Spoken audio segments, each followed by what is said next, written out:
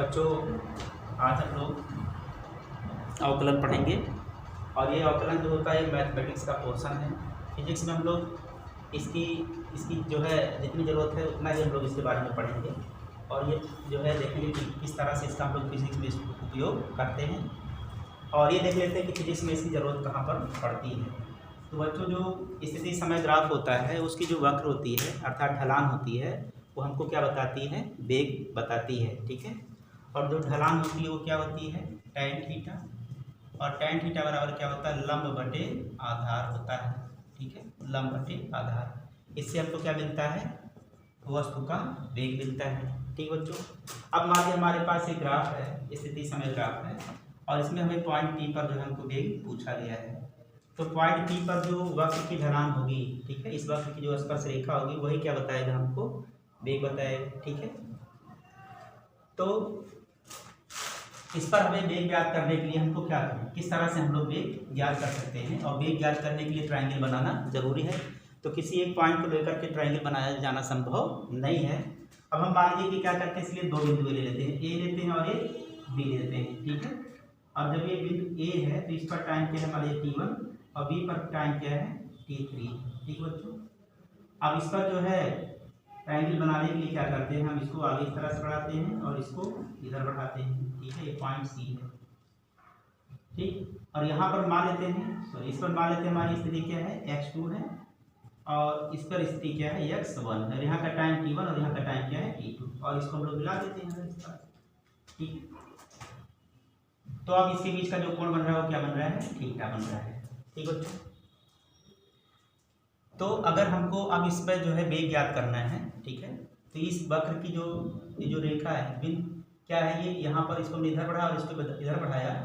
ठीक है, तो ये इसकी tan थीटा क्या होगी? tan थीटा होगी लंब बटे आधार, यानी कि लंब ये है और ये क्या है? आधार। और लंब बटे आधार करेंगे तो ये हो जाएगा delta x x2 minus x1 और इसको करेंगे ये वाला, तो AC किसके बराबर हो जाएगा? डेल्टा T बराबर हो जाएगा T2 माइनस T1 हो जाएगा। ठीक है, तो हम इसको निकाल के बताएंगे, यदि delta x upon delta T बराबर ये क्या है? x2 माइनस x1 है, ये अपान क्या है? T2 माइनस T1 है। तो इस क्षण जो हम वेग बता रहे हैं वो इस समय अंतराल पर है, T2 माइनस T1 पर है। ठीक है, ठीक है, तो T2 माइनस T1 समय अंतराल पर जो है जब हम वेग निकाल रहे हैं तो x2 माइनस x1 अपान T2 माइनस T1। ठीक है, ये वेग हमने निकाल के बताया। तो ये जो वेग है, ठीक है, ये वेग क्या है? औसत वेग कहलाता है, A से B तक का है और हमने क्या पूछा है? टाइम T पर पूछा है वेग।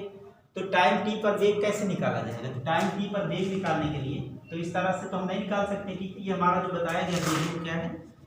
बिल्कुल T2 टाइम का वेग नहीं है, तो ये तो इस समय अंतराल का वेग है। तो अगर हमको इस टाइप का वेग चाहिए तो मान लीजिए हम क्या करें कि बिंदु A और B को और करीब ले आए, बिंदु A B को और करीब ले आए। तो अगर A B को और करीब लाते हैं तो A B को और करीब लाएंगे तो ये यहाँ पर आ गया। तो आप देखें कि पहले की तुलना में ये समय अंतराल, पहले इतना समय अंतराल था, समय अंतराल क्या हो गया? इतना हो गया। बिंदु A B और करीब आ गया, तो हमारा जो ट्रायंगल बनेगा अब क्या बनेगा? इससे छोटा बनेगा, इससे छोटा बनेगा। तो इस समय जब हम वेग निकालेंगे, B2 वेग निकालेंगे, तो जो वक्र की ढलान मिलेगी पहले की तुलना में और सही मिलेगी। इस समय अगर हम जो वेग बता रहे हैं B2 बता रहे हैं तो B2 वाला वेग B1 वाले की तुलना में और अधिक सही वेग है। ठीक है, ये T2 के और करीब आ रहा है। इसी प्रकार से क्या करना है कि अगर हमको T2 तक का चाहिए तो हम क्या करेंगे? समय अंतराल को और कम करें, समय अंतराल को और कम करेंगे। तो समय अंतराल को और कम करेंगे तो ये ट्रायंगल क्या होगा? और छोटा बनेगा। जब ये ट्रायंगल और छोटा बनेगा तो जो हमारा B2 B3 निकल करके आएगा पहले की तुलना में और करेक्ट निकल कर आएगा, फिर भी अभी ये T2 के करीब नहीं है। तो ये जो हमने तीसरा वाला निकाला वो B2 के और वो जो है T2 के जो है करीब और आ रहा है, इसका वेग अन्य वेगों की तुलना में और सही है। ठीक है बच्चों, तो इसी तरह से क्या करना, अगर हमें T2 पर बताना है, T2 पर वेग बताना है तो हमारा ये पॉइंट क्या है? यहाँ पर P है। अब क्या करते हैं, ये जो बिंदु A और B है इसको हम लोग काफी करीब ले आते हैं, बिंदु P के एकदम करीब ले आते हैं। तो जब बिंदु P के एकदम करीब ले आएंगे तो एकदम छोटा सा ट्रायंगल बनेगा, एकदम छोटा सा ट्रायंगल बनेगा। और उस समय जो हम वेग निकालेंगे तो जब समय अंतराल एकदम कम हो जा रहा है, सूक्ष्म हो जा रहा है, तो उसको हम लोग कहते हैं डेल्टा T अक्रॉस टू 0। मतलब डेल्टा टी जीरो नहीं है, अप्रोच टू जीरो। अगर हम जीरो कर देंगे तो delta B upon delta T का मान अनडिटरमाइंड हो जाएगा, उस समय हम वेग नहीं बता सकते। तो टाइम को हम समय अंतराल को जीरो नहीं कर सकते, बल्कि जीरो के एकदम करीब कर देंगे। तो जब समय अंतराल जीरो के एकदम करीब हो जाएगा, ठीक है, समय अंतराल एकदम जीरो के करीब हो जाएगा, तो बिंदु जो ए और बी है एकदम पी के पास आ जा रही है, और पी पर जो स्पर्श रेखा की ढलान होगी वही क्या कहलाएगी, उसका वेग कहलाएगी। ठीक है, तब इस कंडीशन में जब डेल्टा टी क्या हो जाएगा, अप्रोच टू जीरो हो जाएगा, तो इसी जो है हमने जो हमारा delta x upon delta T लिखा जाता था, delta x upon delta T, इसी को हम लोग इस तरह से ना लिख करके D x upon D T लिख देते हैं। यानी कि जो डेल्टा है इसके स्थान पर डी लिख दिया, ठीक है, डी लिख देते हैं।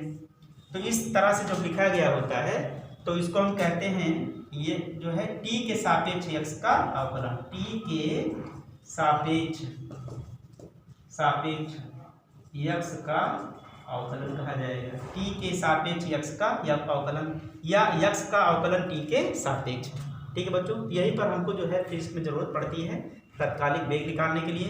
इसी तरह से अगर हम इसका जो है वेग का समय के सापेक्ष अवकलन कर दिया, अर्थात D B upon D T कर दे, तो हमें क्या मिल जाएगा बच्चों, त्वरण मिल जाएगा। ठीक है, अब जो है अगर क्वांटिटी इस तरह से लिखी गई हो, D Y upon D X लिखा गया हो, तो D Y upon D X का मतलब क्या हो गया, D Y upon D X का मतलब हो गया कि वाई का अवकलन एक्स के सापेक्ष, वाई का अवकलन एक्स के सापेक्ष। ठीक है बच्चों, अगर यहाँ पर लिखा गया है D Y upon D T, तो इसका मतलब होता है वाई का अवकलन टी के सापेक्ष। ठीक है, तो इस तरह से हम इसको बोलते हैं। ठीक है, यक्स का अवकलन टी के सापेक्ष, ठीक है, या टी के सापेक्ष इसको बोला जा सकता है यक्स का अवकलन। ये तो बात एक ही हुई, आप कहें टी के सापेक्ष यक्स का अवकलन, या आप कह लीजिए यक्स का अवकलन टी के सापेक्ष।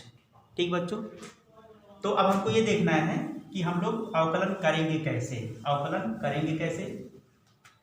तो इसके लिए क्या है, अगर मान लीजिए y बराबर लिखा गया है, y बराबर लिखा गया है इस तरह से, y बराबर क्या है, कांस्टेंट। कांस्टेंट का मतलब क्या, y बराबर एक नियतांक है। तो अगर y बराबर एक नियतांक है और इसका हम लोग कर रहे हैं D Y upon D X, X के सापेक्ष अवकलन करेंगे, तो ये क्या हो जाएगा, जीरो हो जाएगा, क्योंकि नियतांक में जो है कोई परिवर्तन होगा ही नहीं। जैसे मान लीजिए कि y बराबर लिखा है पाई, y बराबर क्या है पाई, तो पाई क्या है, एक नियतांक, तो D Y upon D X में यहाँ के स्थान पर हम लोग पाई लिख देंगे अपॉन डी एक्स, तो बराबर क्या हो जाएगा, जीरो हो जाएगा। ठीक है बच्चों, अब अगर मान लीजिए इस तरह से लिखा गया है, ये है अगला, y बराबर है आपका x के पावर n है, y बराबर क्या है, x के पावर n है, तो D Y upon D X क्या होगा, तो अगर y इक्वल टू x के पावर n है, ठीक है, तो यहाँ पर हम क्या करते हैं, डी एक्स के power n upon D x. तो ये जो पावर n होता है, ये जो पावर n होता है ये सामने चला आता है, ये जो पावर n रहेगा ये सामने हो जाएगा, और इस पावर में से एक कम हो जाएगा।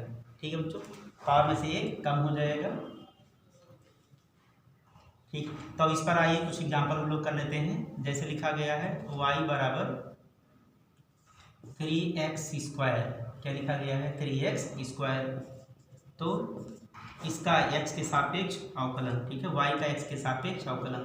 तो y का जब हम लोग x के सापेक्ष अवकलन करेंगे, तो देखिए जब इसका अवकलन किया जाता है तो ये पावर कहाँ जाता है, सामने आ जाता है, ये जो पावर होता है वो सामने आ जाता है। सॉरी, इस तरह से लिखा गया है y बराबर x के पावर 4 लिखा गया सपोज, तो ये जो पावर होगा वो कहाँ जाएगा, आगे आ जाएगा। ये पावर हम लोग क्या कर देंगे, ऐसे आगे ले आएंगे इस तरह से, ठीक है, आगे ले आएंगे, और इस पावर में से एक क्या कर देंगे हम लोग, कम कर देंगे। तो 4 में से एक कम करेंगे कितना हो जाएगा, 3 हो जाएगा। ठीक है बच्चों, इसी तरह से अगर लिखा गया है y बराबर जो है x के पावर 5 लिखा गया है, तो D Y upon D X, X के सापेक्ष अवकलन करोगे तो 5 भी क्या आ जाएगा, आगे आ जाएगा, और 5 में से इसकी घात में से एक कम हो जाएगा, क्या हो जाएगा, 4 हो जाएगा। ठीक है बच्चों, अब सपोज करिए y बराबर केवल x लिखा हुआ है, क्या लिखा हुआ, y बराबर x, तो इसका मतलब होता है x की घात 1।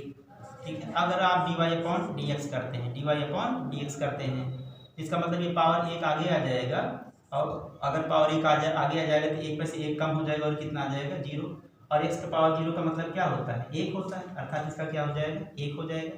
या आप ये समझिए इस तरह से कि Y dy upon D X करना है, तो x आप लोग यहाँ लिख सकते हैं, ठीक है। एक्स का पावर 1 हो गया अपॉन क्या हो गया डी एक्स, एक्स का पावर 1 का मतलब क्या होता है, एक ही होता है। तब इसको क्या करेंगे, D x upon D x है, तो D x upon D x है जब, तो कट करके कितना आ जाएगा, 1 आ जाएगा, ठीक है। अगर D x upon D x है तो कट करके क्या आ जाएगा, 1 आ जाएगा। तो जब उसी का उसी के सापेक्ष अवकलन करना है तो क्या आएगा बच्चों, 1 आएगा। अब अगर मान लीजिए इस तरह से हो, इस तरह से y इक्वल टू 5x के पावर 3 है, ठीक है। तो x के पावर 3 है, 5x के पावर 3 क्या है, 3।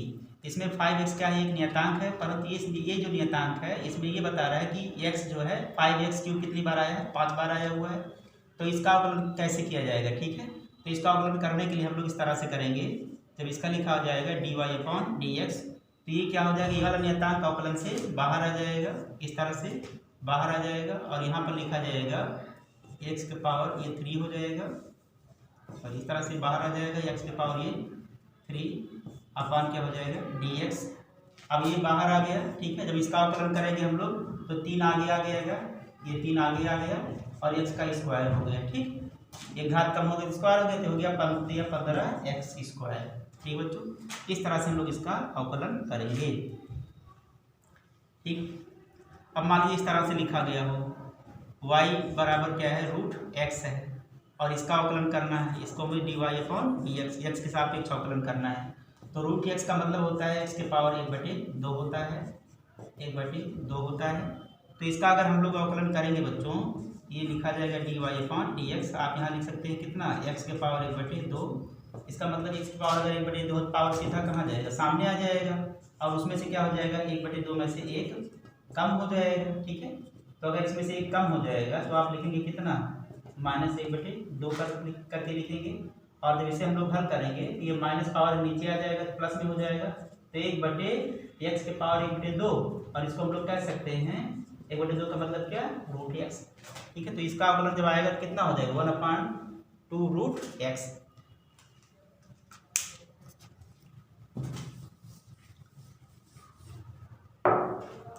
अब सपोज करिए मान लीजिए इस तरह से दिया है, y बराबर 5x के पावर 3 प्लस 2x स्क्वायर, अगर ये से दिया हुआ, ठीक बच्चों। तो इसका अगर हमें अवकलन करना है x के सापेक्ष,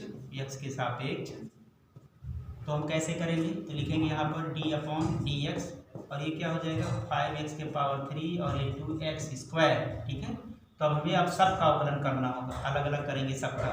ये हो जाएगा d 5x³ upon D x plus d 2x square upon D x, और ये जो नियतांक वो सब कहाँ जाता है, बाहर आ जाता है, ठीक है। ये ऐसा बाहर आ जाएगा, इसका तो अवकलन होगा नहीं, d अपॉन डी एक्स। इसी तरह से हो जाएगा 2 बाहर आ जाएगा, ये dx स्क्वायर अपॉन क्या हो जाएगा dx। इसका आप अवकलन करेंगे तो 3 आगे आ जाएगा, 5 3 15 हो जाएगा, और 3 में से 1 कम हो जाएगा तो x के पावर 2 हो जाएगा।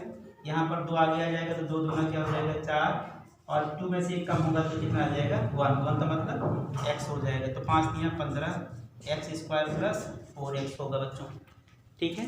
तो इस तरह से हम लोग क्या करेंगे, अवकलन करेंगे।